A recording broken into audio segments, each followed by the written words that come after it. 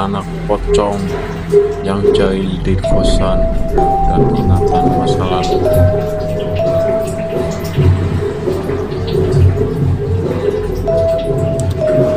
Malam itu, suasana kosan tidak seperti biasanya. Di luar kosan terasa begitu sunyi. Kalau kata orang Jawa, seminap.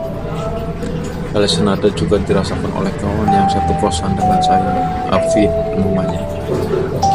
Dia merasakan kalau malam ini suasananya berbeda dengan malam-malam sebelumnya. Maul, kawan saya yang sering main di kosan, juga merasakan hal sama. Dia memutuskan untuk pulang lebih cepat. Selepas Maul pulang, saya merasakan lapar. Perut keroncongan minta untuk segera diisi. Sebab sedari siang saya belum makan. Saya pun memutuskan untuk membeli nasi goreng. Tidak jauh dari kosan, itu saya membuka pintu, terdengar suara kokok ayam. Saya berpikir positif, sebab memang ada yang menjaga ayam di sekitar kosan. Kosan yang sekarang saya tempati bisa dikatakan adalah sebuah komplek kosan.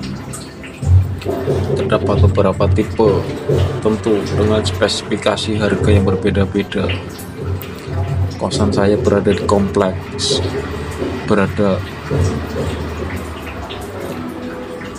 maka dari itu, jika hendak keluar, saya harus melewati komplek tengah dan komplek depan. Sudah 3 minggu ini, 2 kosan di komplek tengah kosong. Akibatnya, jalan menjadi gelap, sebab lampu teras tidak dinyalakan. Meskipun gelap, suasana dalam kosan terlihat dengan jelas, sebab kaca depan tidak bergelambung. Ketika saya membeli nasi goreng, saya berusaha untuk tidak menengok ke arah kaca. Meskipun saya merasakan beberapa pasang mata tak terlihat, terus menatap dengan tatapan penasaran. Apa karena ini malam Jumat ya? Tanya aku kepada Okit. Entahlah, mungkin hantu penunggu komplek kosan belakang ini meminta untuk dituliskan kisahnya, jawabnya. Memang beberapa hari yang lalu saya merencanakan untuk menuliskan pengalaman horor yang dialami oleh orang-orang di kompleks belakang. Tetapi saya belum yakin apakah akan menuliskannya atau tidak. Sampai kemudian 1 jam setelah makan nasi goreng, saya mendengar suara lirih tangisan perempuan. Afid dengar suara lirih tangisan perempuan, tanyaku. Enggak. Maka dari itu saya pun bergegas menyalakan laptop untuk selanjutnya menuliskan tentang mereka yang tidak bisa dilihat oleh mata normal. Sebelum lanjut ceritanya, silakan like, komen, dan subscribe dulu ya guys. Malam Sabtu yang mencekam. Komplek belakang terdiri dari 6 kosan, 4 menjorok ke depan, sementara yang 2 menjorok ke belakang. Kosan yang menjorok ke belakang itulah yang tidak berpenghuni. Saya menempati kosan ketiga bersama dengan Afid. Sementara itu, kosan 1 ditempati oleh Bang Ijul, kosan kedua ditempati oleh Bang Muri, dan kosan keempat ditempati oleh Bang Ijay. Sampai dengan saat itu, memang saya belum pernah ditampaki oleh penunggu kompleks kosan belakang. Tetapi suara ketukan di pintu, di dinding, suara lompatan, langkah sering yang saya dengar. Bau pandan. Mengenai hal tersebut saya tidak merasa terganggu, biasa-biasa saja.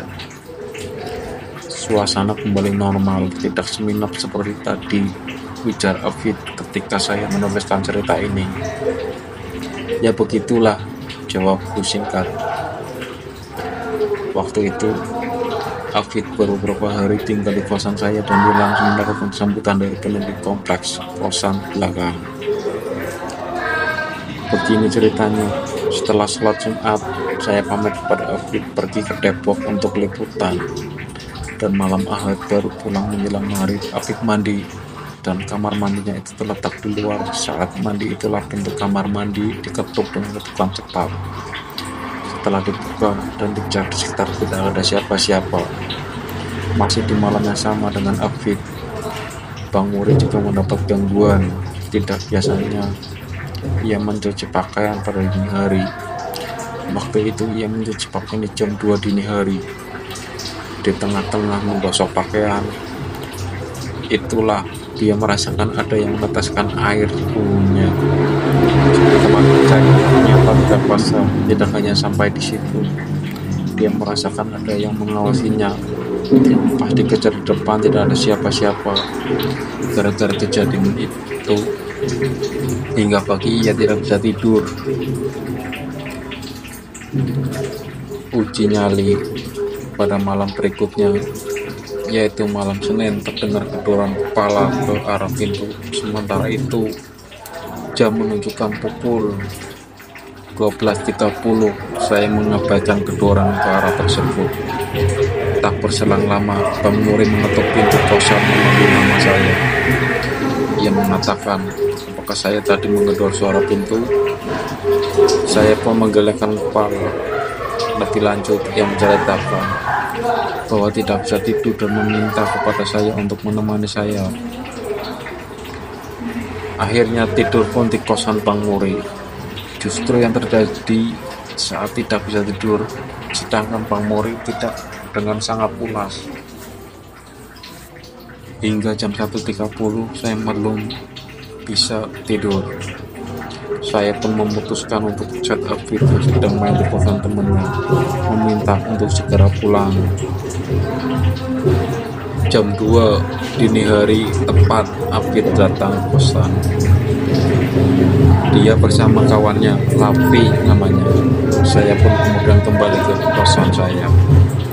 Afid kemudian menceritakan kepada Lavi perihal kejadian horor yang ia alami di malam Sabtu, serta beberapa suara ketukan yang ia dengar. Kami pun sepakat malam itu mengadakan uji nyali. Pintu kamar kosan saya buka lebar-lebar, sehingga apa yang terjadi di luar akan terdengar dan terlihat dengan jelas. Bukannya kami mengadakan pengajian atau apa, justru kami malah ngerumpi menceritakan pengalaman horor masing-masing. Suara derap langkah, lompatan, gedoran di tembok, gedoran pintu terdengar dengan jelas. Kalau kalian pernah menonton acara uji nyali di sebuah stasiun televisi, suasananya seperti itu. Bukannya menyerah dengan segera menutup pintu dan menghentikan obrolan,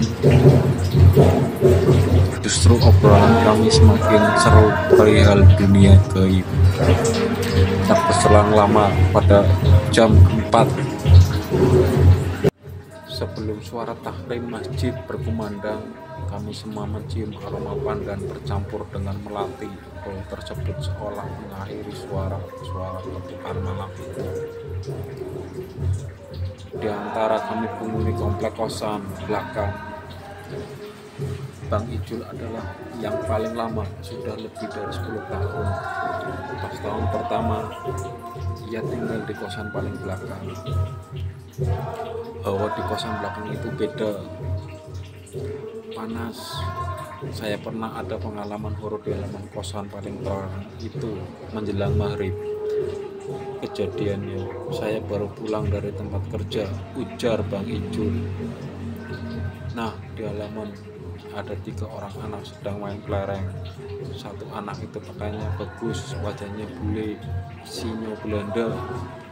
Sementara yang dua itu pakaiannya lusuh, wajah pribumi. Setelah saya masuk ke kosan, lalu keluar lagi, sudah gak ada lanjutnya. Ia mengaku sudah biasa dengan kejadian-kejadian semacam itu dan tidak mempermasalahkannya. Sebab di dunia ini tidak hanya ada manusia saja, tetapi juga makhluk halus. Di kosan yang sekarang ia tempati, Bang Ijal mengaku pernah didatangi sosok kuntilanak. Sosok pun saya lagi tidur pun di dekat kaki saya, menendang-nendang kaki saya. Saya abaikanlah kehadirannya, diawali dengan bau pandan bercampur bau melati terangnya.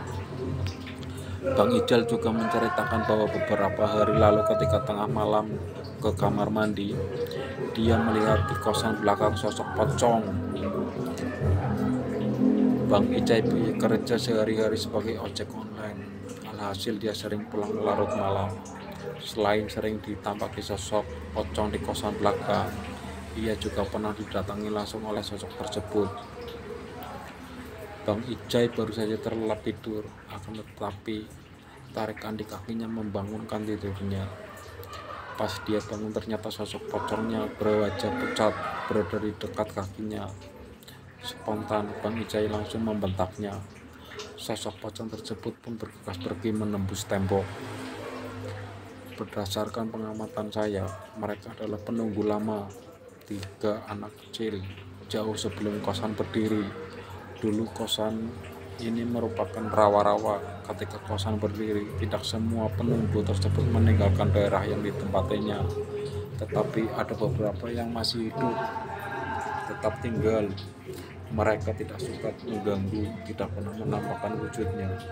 Sementara itu, sosok kuntilanak dan pocong adalah pendatang. Seperti yang kita tahu bahwa mereka ini suka sekali dengan bangunan kosong tak berpenghuni.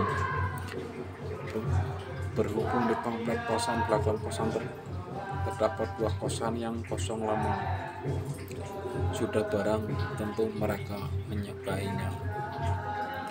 Karakter mereka yang usil menjadikan mereka menampakkan wujudnya. Semakin manusia takut, mereka semakin jahil. Makhluk seperti kuntilanak dan pocong banyak dimanfaatkan oleh dukun untuk mencelakai orang. Ada sebuah pengalaman yang masih selalu saya ingat hingga detik ini. Sebuah teror kuntilanak yang menimpa keluarga kami.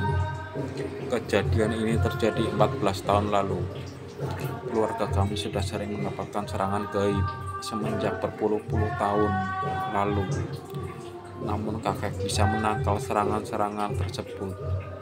Pada tahun 2011, kakek sakit parah, badannya menjadi kurus. Dokter pun tidak bisa menjelaskan penyakit apa yang diderita oleh kakek.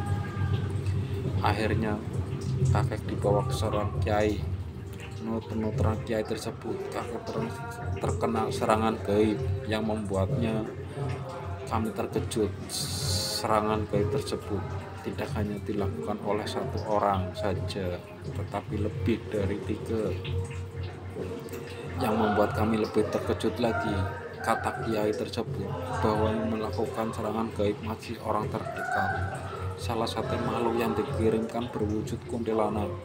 Sebelum kakak dibawa ke kiai, ibu pernah mengalami mimpi aneh. Mimpi tersebut amat nyata dan runtut seperti bukan mimpi biasanya. Semenjak kaki sakit, suasana rumah kakek menjadi berbeda dari sebelumnya.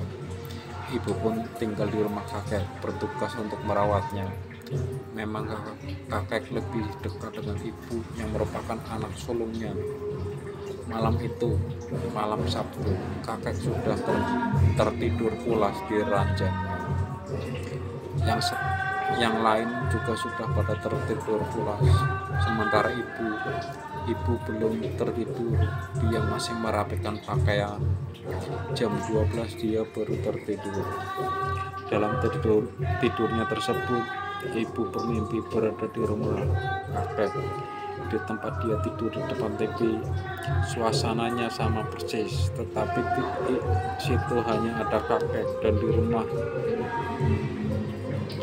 tiba-tiba terdengar suara kuntilanak menggema dengan sangat kencang. Kuntilanak tersebut berusaha masuk ke rumah, akhirnya berhasil masuk.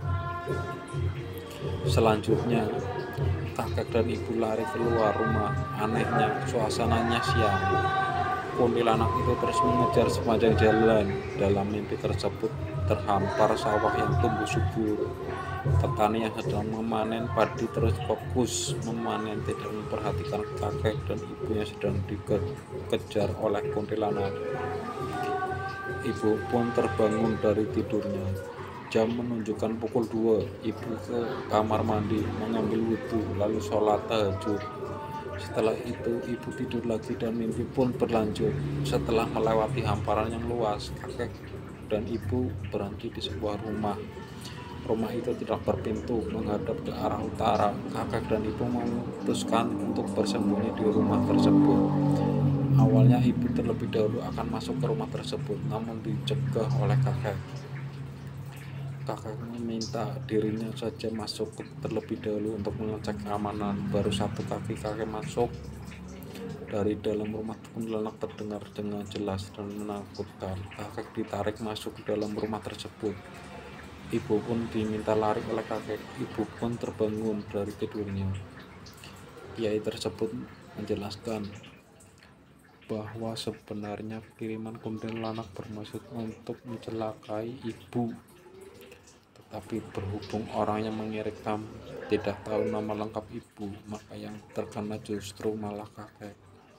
Sekitar satu bulan kemudian, kakek meninggal dunia. Sebenarnya bukan hanya sosok kuntilanak saja yang menyerang kakek, tetapi ada genderuwo. Untuk makhluk-makhluk semacam itu kakek bisa mengatasinya.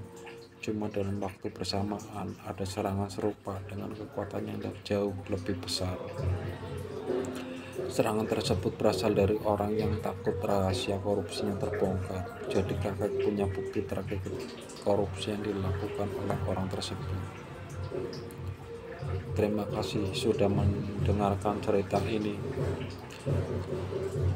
Kalau kalian suka ceritanya, silakan like, subscribe, dan komen.